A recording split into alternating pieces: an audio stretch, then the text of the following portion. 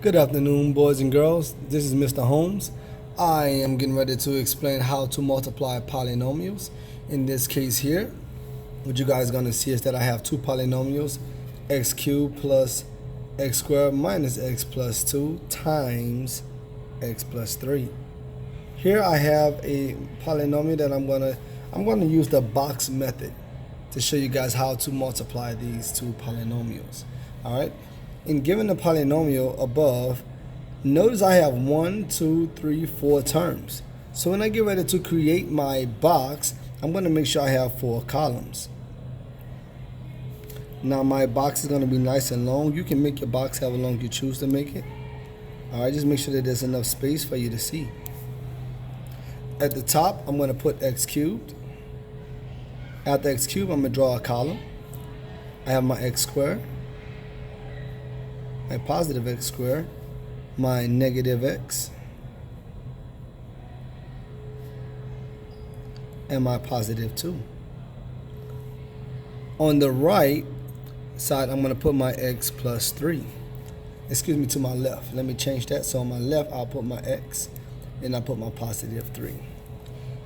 The key thing here is to note that whenever you have two terms that meet, in each box in which they meet, you are to multiply. Not add, not subtract, nor divide. Multiply.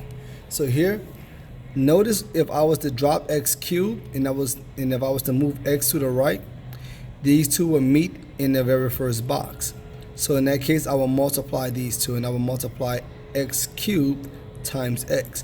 When I do this, keep in mind, guys, you learned in Algebra 1 that whenever you multiply variables of the same base, we add the exponents. Here my exponent is 3, well here is 1. So when I multiply x times x cubed, excuse me, my light just happened to cut out, I should get x to the 4th power.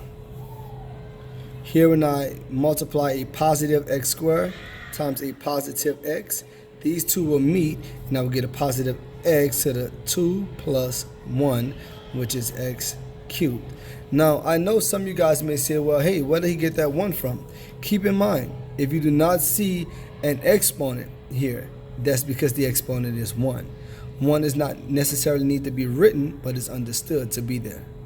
Okay, here I'll multiply a negative x times a positive x, and it'll give me a negative x, 1 plus 1, x squared. Lastly, I will multiply my 2 times my x, and this will give me 2x. Not done just yet. When we are done, you'll know because I have all boxes filled. Here, so I'll multiply my x cubed times 3, and it'll give me 3x cubed. From there, I'll multiply my x squared times 3, and it'll give me 3x squared.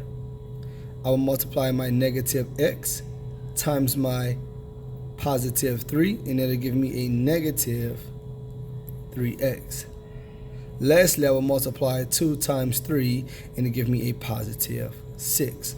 Because the 6 is positive, there's no need to put a plus sign here. It's understood that if a negative sign is not shown, then that term is considered positive. All right, what I want you guys to notice that most times when you use Punnett square, that you guys are going to notice that there are like terms on the diagonal. So on the diagonal is where you will look. In this case here, I have an x and an x. Notice that these terms are like because both terms have an x to the first power. Because they have an x to the first power, they're considered to be like terms. So in this case, I would combine. When I use the word combine, I would add or subtract according to their signs.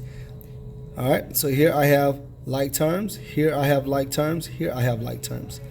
My lines that I'm drawing is not to cancel out terms, it's just to show that those terms are alike.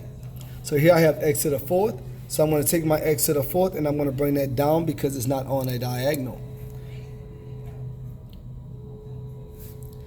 Notice on my first diagonal here I have 3x cubed and a 1x cubed. So here both terms are positive, therefore we are to add these two terms, and we have 3 plus 1, which will give me a positive 4x cubed. Before I move on, one thing to note is that when you're adding or subtracting terms, you do not increase nor decrease the exponent. only the coefficients. Okay, so on my next term, I have a 3x squared and a negative x squared. What I want you to notice is this time my terms have different signs. I have a positive 3 and a negative 1. Therefore, I will subtract 1 from 3 and I will get a positive 2. So it's going to be 2x squared. Lastly, I have my my negative 3x and a positive 2x. When I combine these two terms, I will put negative 3 and a positive 2 in the calculator, and I'm going to get a negative 1x. It's not necessary to put the 1 there, but if you choose to in your work, it's perfectly fine. Lastly, since 6 is not on any diagonal, I will go ahead and just put that positive 6 down.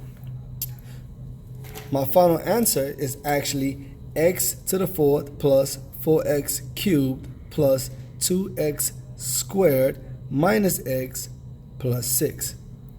This is how you use Punnett square to multiply polynomials of any size. I hope this was able to help you guys. If you have any questions, feel free to leave a comment below and I'll get to it at my earliest convenience.